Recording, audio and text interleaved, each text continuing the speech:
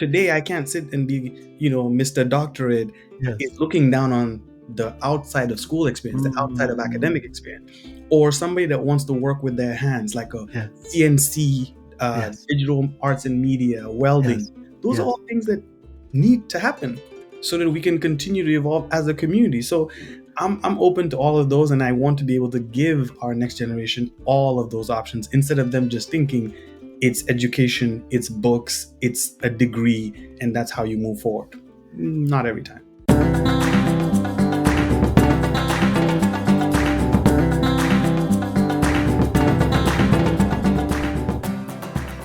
Talking to Dr. Henan Joof, there's 1,000 things you know that I don't know. So give me one.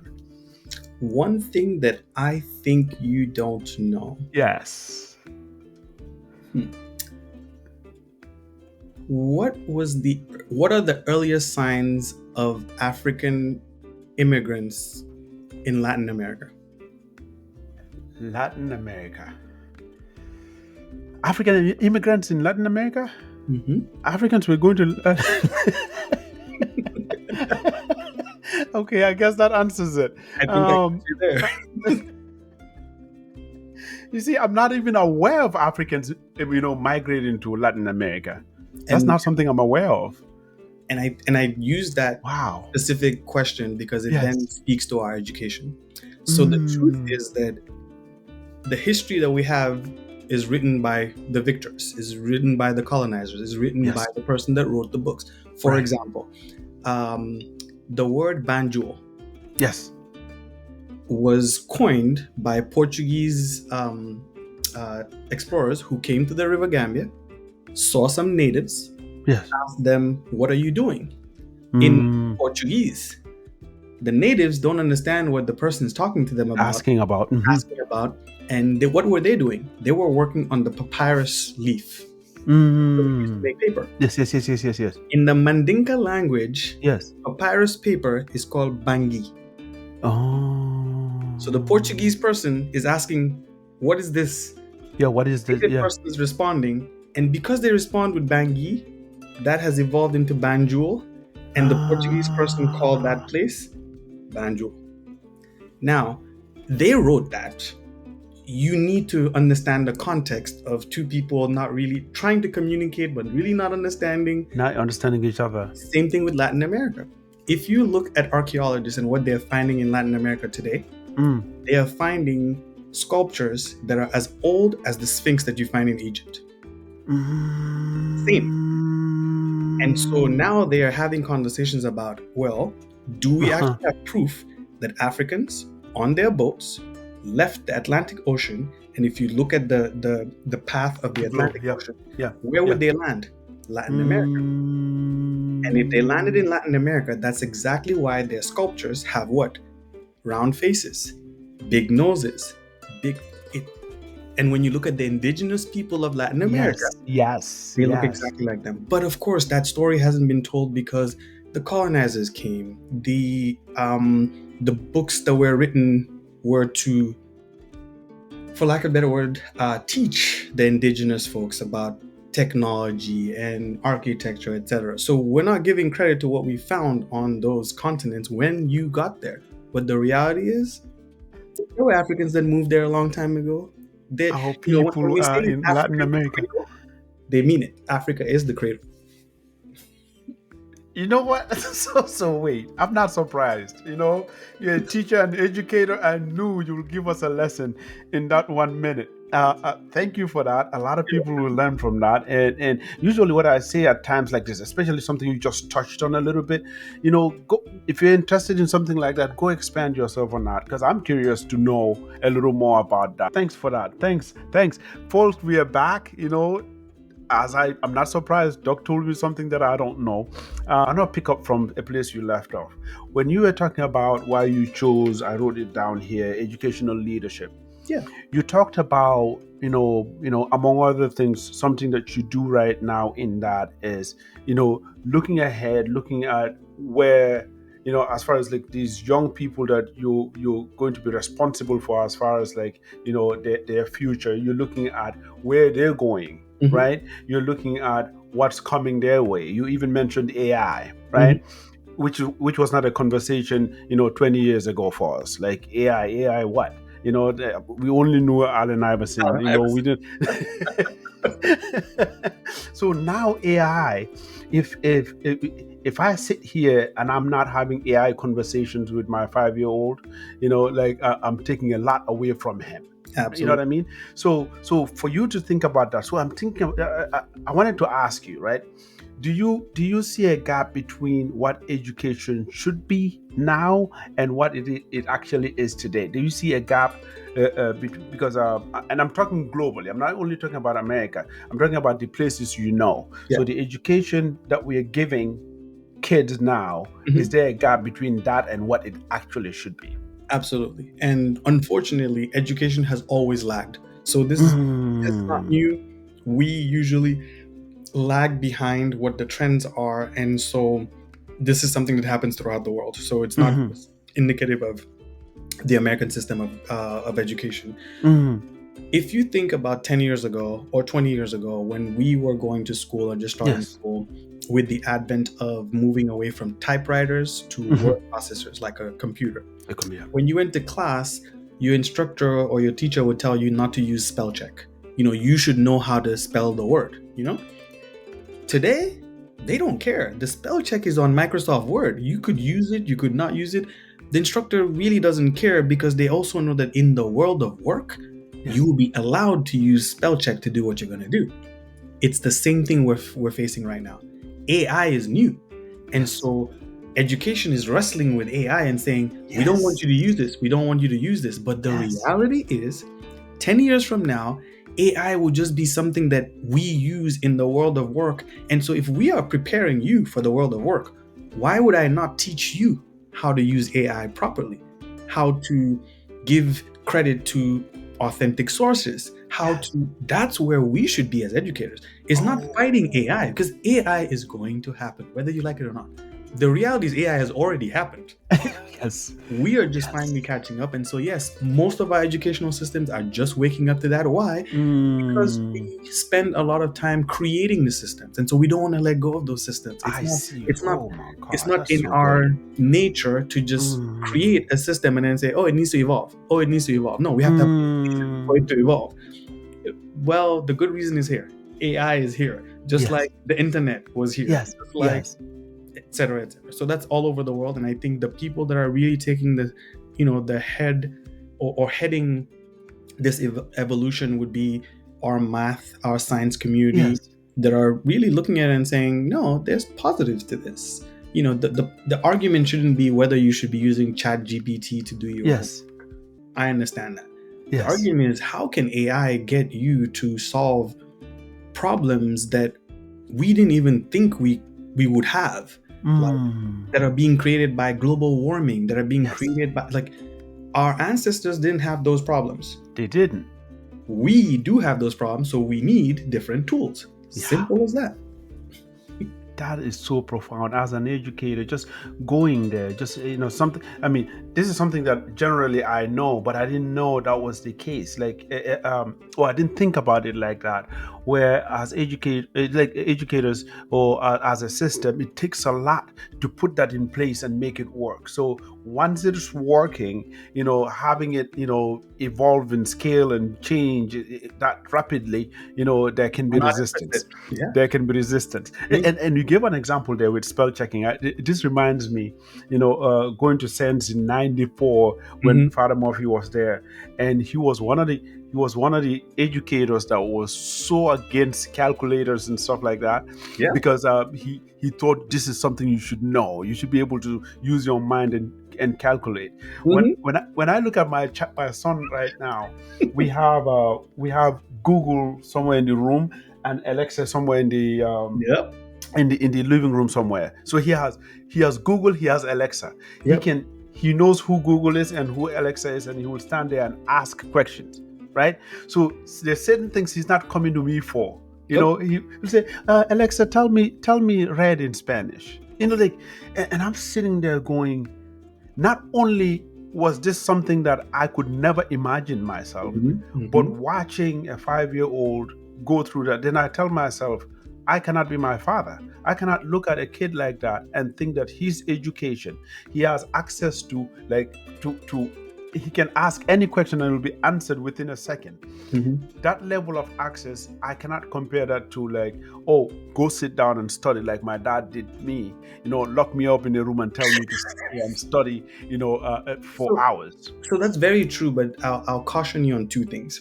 So Please. one is, and I had the same situation. My godson had Mm, homework to do. I told mm, him, Mustafa, go do mm, the homework. He's like, I'll do it before bed. I said, okay, no mm, problem. Bedtime comes around. I walk into his room.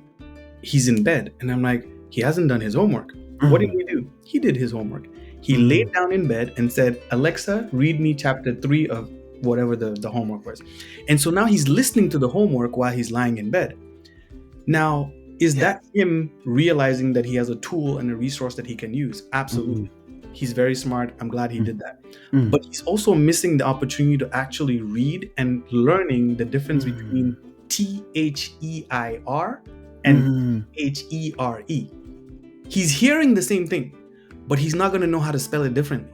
And so at a certain level, that's where Mm, we step in and saying, okay, you did this, but understand that there's this piece of conjugation, of spelling that you still need to learn. yes. That's one. That. The other piece is Alexa is going to give you the information that somebody programmed, Somebody put in there. information that somebody put in there. Yes. So the best thing for us to do is to Mhm. figure out all the information we can to Mhm. give it to Alexa. Because if Alexa doesn't know about the question that your son is asking, then Alexa cannot answer the question. Will not know. Right now, Yes. you Somebody's got to give Alexa. thank. Mm. So Mm. if there's information that we need to learn about our ancestors in West Mhm. Africa, let's learn Mhm. it. Let's Mhm. feed it into the machine, so the machine Mm. now keeps that information and makes that information available to a kid in Mongolia, to a kid in Russia, Mm. so that they now know Mm. about us. And then now we're more similar than different. They're not afraid. Mm. The first time they see an African, it's like, yeah, I know about you. I've read about you because my Mm. Google or whatever they used taught them.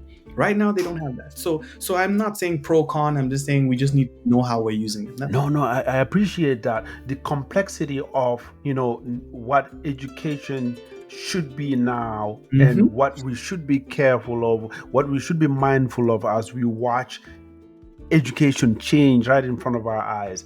And this is something I don't know. I'm in the tech space, so I appreciate, the entire technology aspect of this whole thing.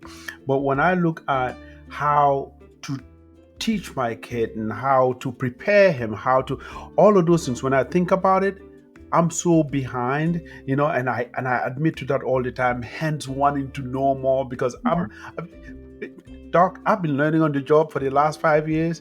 The mistakes I've done on this kid. Look, we all do.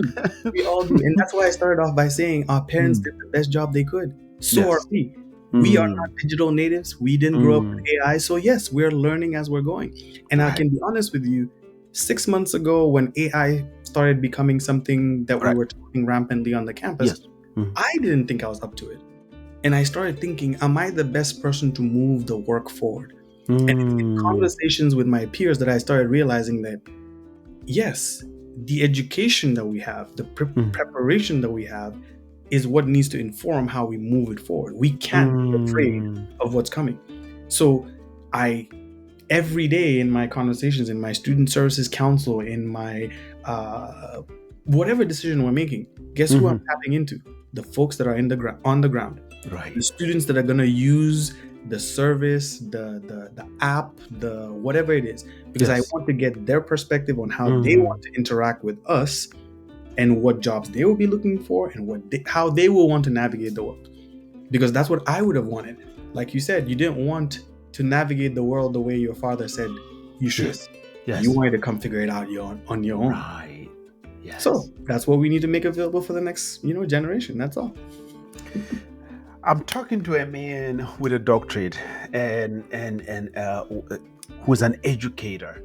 A lot of us, a long time ago, I hit you up and I told you how much I admire not only that the level of education, being a scholar, knowing something that is specialized, among other things. I find that not only appealing, but like the service that comes with that, to me, as like some I'm in my own bucket of being a nerd because of I love these things, right? So I find that that is sexy to me, right? In that light, right? There's a whole other bucket of people that make not having not only the level of education, but that focus on having the degrees and the titles. There's a whole other list that make that aspect not the Bill Gates of the world, Oh, the yeah. Steve Jobs of the world, the Richard Branson, Mark Zuckerberg. Like everybody will talk about how, oh no, like I accomplished all these world things without an educate without a college education. Yeah. So now when we look at society like splitting between between the two, like how do you see this when it comes to like so you're a counselor in your role, kids will come to you and they will ask, they want to know your opinion, they want to, so like how do you put this to somebody that just wants to know they're in that place where it's a decision making time, Yeah. right?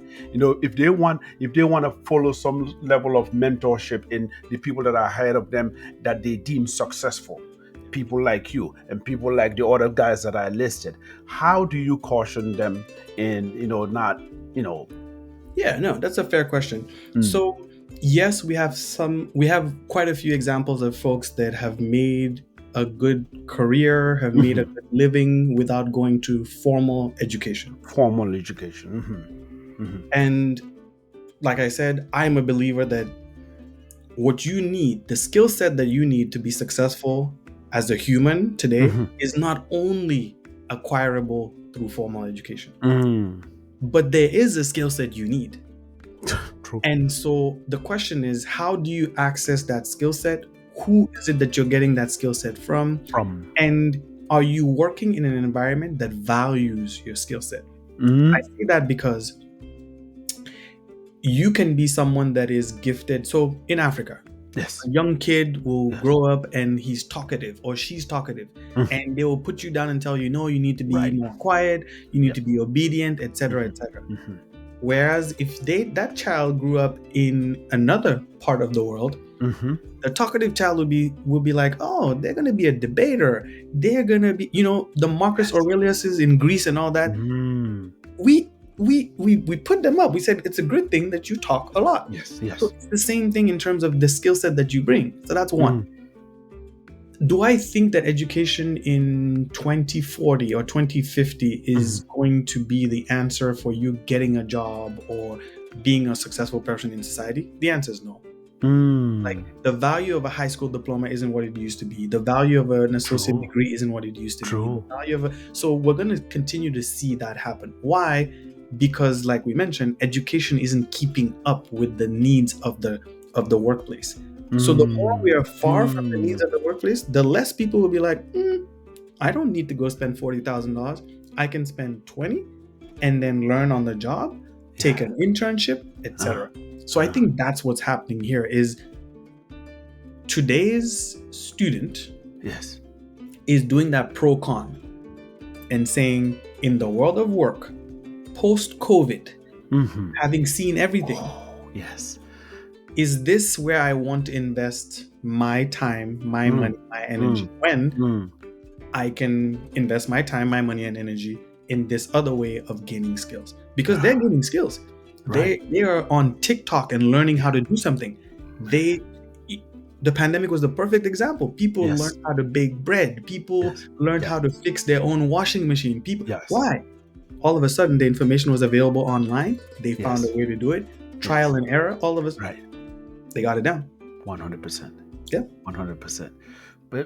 Doc, you see again. That's why I told you. That's why we have you here. There's a lot to look at when it comes to not only the level of importance education is, but there's a lot of decision making. There's a lot of decision making there for us, just as adults, like looking at, the correlation between furthering your education and the economic setup of wherever you live, whether going for further education, can help you economically to take care of your family, whether it's the respect aspect of it, Mm. like like being like they call it somebody in Yep. society, whether it's having your family and now looking ahead, those of us that are looking at very young kids and you're looking ahead of their life, what direction they should take. So the importance of this, I can't overemphasize this. There's a lot of importance here. I want to go back home. I want to ask you about something that has to do with our continent, because Yes. this is StemToRoots. That we have to take you back. When I look at education as Mhm. a whole globally, it has alleviated people from poverty in ways that nothing else has. Over the years, right? And when I think about countries like ours, Gambia being Exhibit A, where governments aren't like catching up to the pace of young people, graduating. Mhm. We tell our kids, because it's still our parents' time, telling our kids, go get your education. That's how you'll make a living, right? And Mhm. then they graduate. I've been watching the landscape in Gambia. Every graduation ceremony that we see on social media, like a whole bunch of kids and hundreds of them with caps and gowns will graduate, and then you visit and you see there's not a lot added as far as like employers, as far as opportunities, as far as just jobs and stuff like that. When we look at our continent, Gambia and the rest of Africa, you know what are governments missing? We said we won't get into politics, but No, this no, is fair. outside of it. What are governments missing? Like, why are we telling our kids? Why are we telling young people to go get an education so that they will get a job, so that they will get a respectable place in society? And as their pace is slower than how many kids are graduating. Graduating. Yeah. No, it's a fair question. Um, my sister just moved back to the Gambia Yes. because Yeah. of this specific, I think, passion, Hmm. because she was able to identify that our local governments do Hmm. not have are not moving fast enough or do not have the exact resources to make Right. sure they're providing our young populations with what they need to Hmm. function in society. Hmm. So unfortunately, when we were going to elementary school, we mentioned Yes. some of the elementary schools and the high schools we went to. The level of education has not stayed at that level Hmm. and or gotten better. Hmm. So if I went back to the Gambia right now, would I send my son or daughter to Mrs. Ndau? Would I send my son or daughter to St. Augustine's Hmm. or even Marina? Hmm. You really have to think about, has the level of education kept up with the needs of the society? And the answer Hmm. is no. And so I don't only blame local government. We are all in this together. Who Oh, are our that's good. educators? That's Who's good. investing in public and private partnership? Who's investing Mm.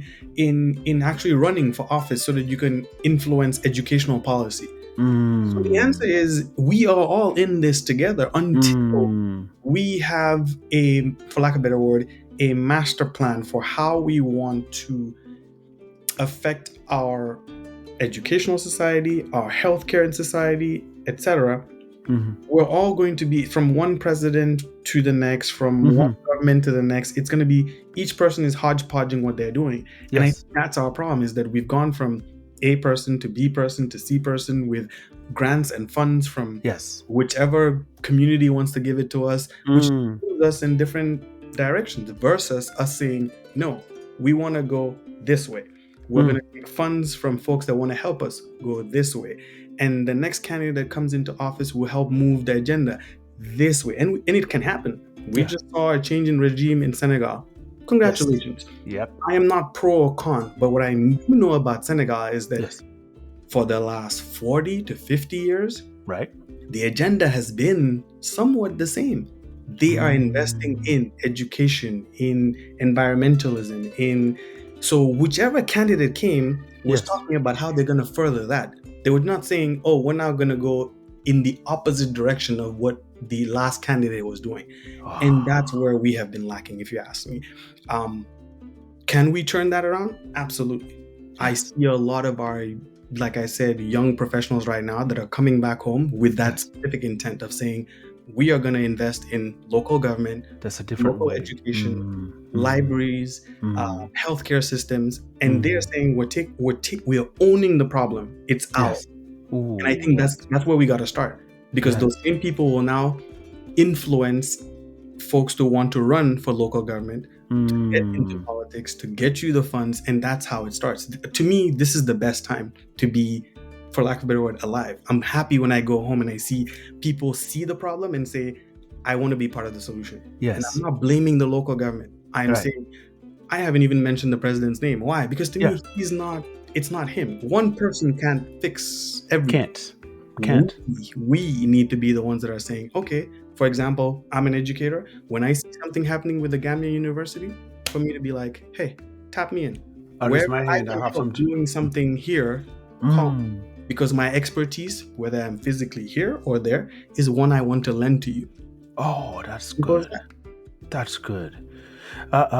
Wow, Doc. As we head towards the end of this conversation, actually, it's just a pause of this conversation because we'll have to continue this. Something you just said right now at the end here is something that, if anything, most of my listeners are here in the US, in the UK, just people that have left the continent and they're, whatever their career is, whatever they're doing, where they're doing, they're looking for ways, to be helpful. Something that you just said is, you're here, you're an educator, you're in the higher education space, that. and you have a place like the Gambia University where you're sitting here and observing from afar. If there's any way you can lend, a hand, if there's any input that you can give that will be helpful, you're not only will you do it, but you're forever willing to just raise your hand and be Ooh, impactful. And that is something that we should all pick up in whatever space that we are in, connecting back home, linking back home, and yes. looking at the landscape and what's going on to see where we can contribute. Is something that we should make sure there is no disconnect. We should stay plugged to what is going on. That way we can help in whichever way we can. Like you mentioned your sister, I've tracked her a bit, as a writer, just going home and looking at something that I've not seen a lot in Gambia, that level of attention that should be given to foundational education. I don't see that level of attention. I don't think, we look at foundational education like it's supposed to be, and what books, kids should be reading, what they should be, what they should be exposed to, and how early they should be exposed to it. Mhm. And if somebody like her, after all her education and her focus goes home, to actually lend her, help in that space, I hope all of us that are out here will find a way to do that. And you don't have to be there in person or physically. There's ways to do that now. With technology now, I'm Hmm. having conversations with people like you. We're three time zones away. We are. I have conversations with people in the Gambia every Mhm. single day. So being of use and using your skill set in the Gambia Mhm. is easier today than it was 20 years ago. We don't have to True. fly back Yes, home. absolutely. You can Absolutely. every single day connect with them, provide Hmm. them 1 hour of your time. And like Hmm. you said, in whatever space, be it Hmm. tech, science, education, whatever it is that you are Hmm. doing something, there is someone there that you could be lending a hand with to start moving the agenda forward. And I think that's really the call to anyone that is interested in doing this. And there's some folks that is not their calling. That's fine. Yes. Yes. You do what you Yes. need to do. But I Yeah. think there's quite a few of us, like you said, that have that motivation, that want to be part of the solution. And I don't see it as a problem. Yes. I just Yes. think we need to be part of what's going to move the society forward, because Mm. society needs to keep moving forward. It can't stay stagnant. We need to honor where we came from and keep moving forward. That's it. Doc, listen. Before you go, something that I want to know your story. Yeah. I mean, not no. I want you to add to this part of your story, because what is keeping the people that I'm bringing here connected are our curiosity to know, among other things, what are the reasons why you stayed. Give us one or two that stand out, as far as, like, your choice today to sit here and be helpful but from far away. Is there anything that comes in mind that stands out? So the two things would be, one, I actually chose to be an educator on the day that I was sitting across from an advisor, Hmm. and he said something to me that made me think, oh my God, I want to be in his chair so that I can help other students like me. Ooh. Because he was someone that said, I know what the rules are, but I need to implement them in a way that's going to be beneficial to you. And Yes, I was like, yes. wow, okay, I want to do this.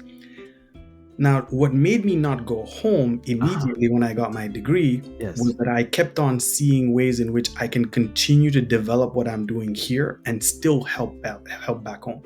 And so to me, it was, I don't want to be stagnant. I'm still like, I just went to a professional conference last weekend. I'm still Yes. learning what I'm doing. And so I Ah. want to be able to continue to do that.